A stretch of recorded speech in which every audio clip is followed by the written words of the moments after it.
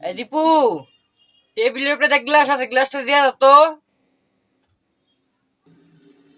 আম্মা, আনতাছি।